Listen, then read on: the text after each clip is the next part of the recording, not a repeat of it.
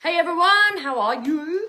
Sam. How many languages can you say hello, how are you in? Because I can do hazard if you're from South Africa, bonjour ça va if you're from France. You just said to me you're Ni not hao going to ma. do accents. I'm not doing accents, I'm doing all in an Australian accent. That's why everyone's like, loser.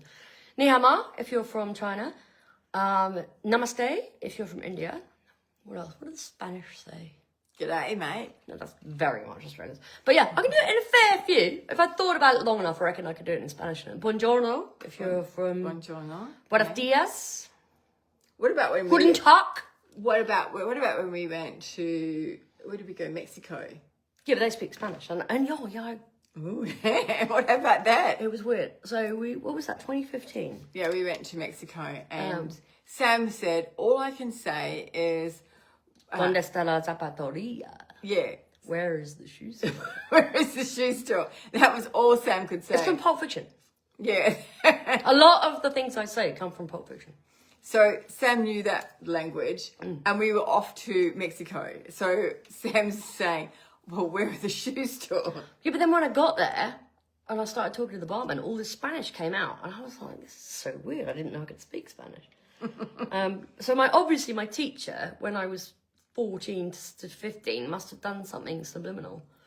And I was like, I was asking for drinks with and without ice, with or without lemon, like Carmel wanted agua con gas sin limon. And I was like, I can say that. And it was weird. That was a big shock to you. It was really weird. Terry's like, you speak Spanish? I was like, apparently. Sam didn't know that she was speaking. No, out came all this language. And then I made friends with the guys that owned a tequila shop, and I didn't end well. That didn't end well. Anyway, back to the Zoom. Hi. That didn't end well at all, did it? It's another story for another time. That was a big story. So, do you want to tell them the story? No! Well, I think you should tell them the story. I'll tell you what, I'll tell it at the end. So if you listen to the whole little live, then you can hear it. How's that? There's a parrot involved as well. True story. True story. So we've been travelling all over the world, or I've been travelling all over the world, and I've been popping home. Listen, you're 2 countries up. Let's not get too excited. She's 2 countries up. It's not like she's like the Maharaja. I don't know where that came from. So I've been travelling all over the world this year. You can help me. So travelling all over the world this year and making friends everywhere. And it's beautiful. It's such a cool thing. And one of the things that I've just done is go to China and to Hong Kong and then to Japan. So I haven't done a lot of work there before, but it's been a newfound love for me. I always go, when I leave a country, I'm always thinking, how can I get back to that country? And I always know that when something's touched my heart, that's how I feel. So every time I go to India, I'm always thinking, right, how do I get back? But I think it's more than just going back. It's what she can bring back, for the people of that said country, whether it's Africa, Zimbabwe, Botswana, India, China, whatever it is. It's not just how can I physically get there on a plane. It's what can I bring back more next time I'm there. And one of the most beautiful things I love to do is learn. So I love to learn the cultures. And when something's caught my eye, I'm really interested in catching what it is. What is it that makes that country so special? What is it that's attracting me? And China certainly did that for me this trip. I was on the boat heading back to Hong Kong, and I was like, oh, how do I get back here? How do I learn something more about China? And then we spent some time in Hong Kong, and Hong Kong is very similar. Like it's part under the Chinese rule. So it just in a different way, So it was just different. But then we went to Japan, and Japan was another culture altogether. But I fell in love with China. Yeah, it's definitely like she's talked about it a lot. It's her new passion. So, which basically means it's our new passion. So get on board, gang. So one of the things that I do is I'm always looking for women. I'm looking to empower women all over the world. I'm looking to change people's lives, and I'm looking to make a difference. So for me, my passion has been strongly India, and you know, And still is, by the way. Oh, yeah. Don't worry, gang. You're not going to get forgotten about. No. India is still my strongest passion. And so I'm this close to opening India. We are this close, you know, so it's super exciting. It's going to open with a bang. Yeah, and I'm heading back to India in the last week of January. So I'll be back in India for the next couple of weeks in January and February.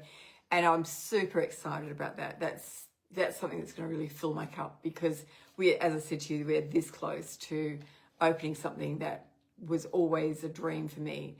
You know, we had India ourselves at one point, and then we lost it, and now we're bringing it back. And I wanted to bring India back with a fire, you know, like that was bigger and better than what we ever had before. And I feel that I've got that.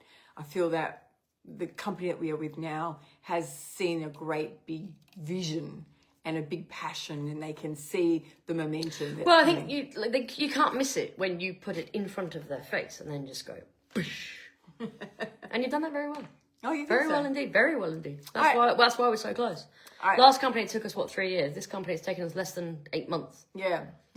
But I think that's the company that we're working with. You know, like they've seen the vision. But it's good. It's also good that you've spent so much time with the owners and with the hierarchy of managers within the corporate office, that they take it very seriously. It's not just like, oh, here's that woman from Australia, and yes, she wants to work in India. Like they run major business decisions past Terri and through Terri to make sure that it's on track with what she wants to do in terms of building, which is really, I think that's really cool of them. Yeah. You know, particularly because we've only had a relationship with these people since, April, whatever it is. But I think they see that, you know, we're really serious about building, and we've got this massive network in India and waiting for us. So I'm, you know, like I can't tell you how excited I am about that. It's a dream, and for me, you know, like it was a promise that I said that I would be back, and you know, we're going to go back, you know, and this time I'm going to bring Tim Sales with me to India in January. The upline. Yes. Good bloke, Tim. Yes. So we're going to bring Tim to India in January. So, and then I believe that he's coming to Connect in March in Australia. So is he going to come see us? Yes. Yes. So I think that's going to be so exciting for us, because I really liked him. Is he going to bring the kids? No. Laura and the kids? I don't think so. I think you should, Tim. Bring Laura and the kids. We've got heaps of space. But I think that's on the agenda. So I think that's something super cool.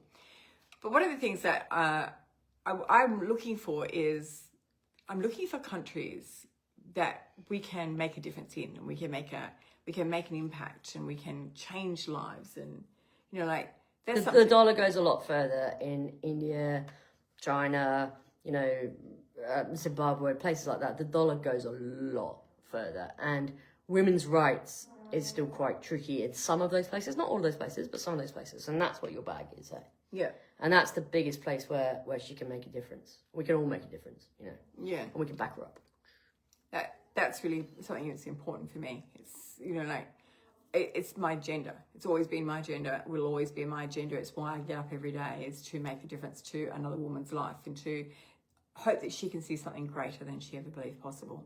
And that's what I'm about. So, you know, now that I'm stepping into another country, you know, like I've been looking at India, and I've got this beautiful system here, and now I'd like to be able to bring that system into China. And I reckon once you've done it once, it's going to be relatively easy to duplicate the back end of the systems. Obviously, the cultures are completely different, but the systems to support the cultures are actually quite similar. Yeah. And that's what we do in the background. Like, you know, that's the stuff you don't see on social media, but that's the stuff that we work really, really, really hard at in the background. Yeah, because, you know, we're looking to give every woman that opportunity to create an income. And once she can create her own income, then she can really make a serious difference to her family and give herself choice in her life. So that's sort of like what I'm up to. But, you know, like Sam and I are working, you know, endlessly for you. You know, this is what we do in the back end, isn't it? It's like... Well, she works endlessly for you, and I back her up as much as I possibly can. And there's a team of us that really, really, really back Terri up, because we can't all do what she does. Some of you can. Some of you can literally duplicate the Terri McClure, but it's a handful. And the rest of us, our job is to back her up the best we can. And with that comes our own success and our family success and our downline success and everything like that. Yeah. You know, but everybody has a part to play in this machine. You know, you do not get a car going just because of wheels. It doesn't work like that. It's got the engine and the gearbox and all the rest of the trimmings all around it. And if we're gonna make this machine work, each person has to take responsibility for their area. Yeah. One of the things though that you guys all do is they go, she's got an idea, let's run. Generally speaking, when she has a new idea, we go, great. And then me, Tash, Sue, and a handful of others get on the phone and go, what are we going to do? This is ridiculous. Never mind. Amy, you do that. Sue, you're on this. Tash, this. And we all just... And then in a week's time, we're like, yeah, we got this. They all duck for cover. We do panic. There's a lot of panic that goes on. Yeah, because generally I'll come up with an idea and I'll go, right, this is where I'm going now. But if we could, moving forward, have a little bit more warning. That's the only thing we ask for, is just give us an extra, like we're doing a Christmas party. When? 3 weeks? Okay, right. No one else is doing Christmas party in 3 weeks. Of course not everyone in the world. Next year, we'll plan it in July. No, we will. You won't. You have nothing to do with it. So we've got a Christmas party. We've got a Christmas party. Message me for information. Not her. Or Tash. Message me or Tash. No. Yeah. I've just got the idea. So out we go. We're going to have a Christmas party. And on the 5th of December is our Christmas party. Tell them everything. Yeah. Talk to me. You can't talk to me. Yeah, because 5th of December is our Christmas party and we're going to have it in the Fat House. And we're going to do something You give out the address, I swear to God. We're going to do something really special at the Fat House. And you're all welcome. So that's what we're doing. But not if you don't run it past me. if I don't see a message from you on social media and you rock up at the gate, you will be sent away. Yeah, it's a sit-down meal, so you gotta make sure that you're right there. This is not a rock up and hope for best. No. It's a fancy Black event. tie. It's fancy. It's black tie. Guest list. Yeah. Etc. It's black tie, ball gown. You've got to dress the part. So Can I wear shorts? No. Okay. With my black tie. No. What about their black shorts? No. It's a fancy affair. So we're going to do that in our I got changed at 8. Someone will push me in the pool and I'll be like, oh, I've got to take it off. Damn. No. All right, you're going to tell me a story now? Come on, I'm sure there's 8. No, there's 8 people. Right, here. okay. We were in Mexico and Terri bought a lot of ceramics, which is not the greatest thing to travel from Mexico to Australia, but anyway, that was a part of great the big deal. bird, Massive parrot, huge. This big.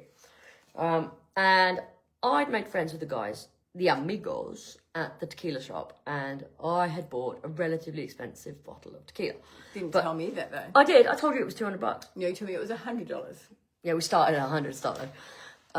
So when we're leaving Mexico to fly just across the border to Utah, we had to wrap everything up with this newspaper, and this bag was too heavy. And there's heaps of ceramics all wrapped up in newspaper, right? Get to the boarding gate, late, obviously. And they were like, this bag's too heavy. I was like, okay, all right, I'll take some stuff out and just put it in my hand luggage, like I felt like a Sherpa. And the plane is almost ready to take off at this point.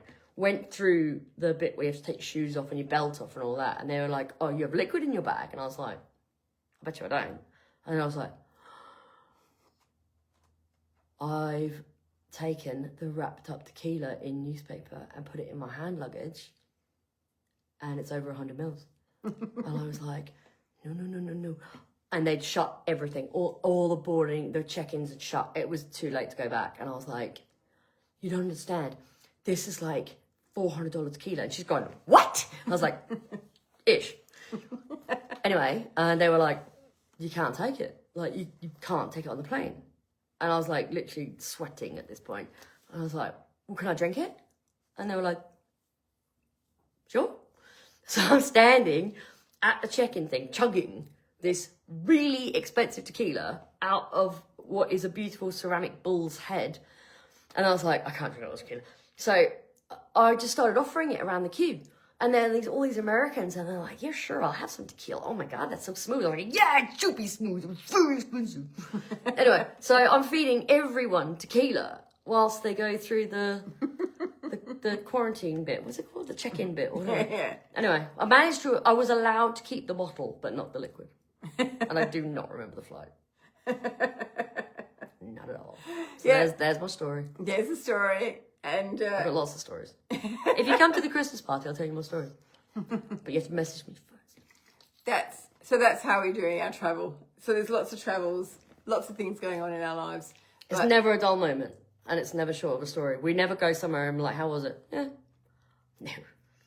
We always come back with about 18 stories. Lots of love to you. Lots and lots of love to you, everyone. We'll see you as we're going around. See you in the morning. We'll see you in the morning. We've got Fat School in the morning. I won't tell that story again now. No, because this is live. This is out to the world. Only Fat School goes to Fat School. Only Fat School goes to Fat School. Sorry, guys. Sorry. If you're not in Fat School, you miss Fat School. Ring her. Lots of love, everyone. See you guys. Ciao.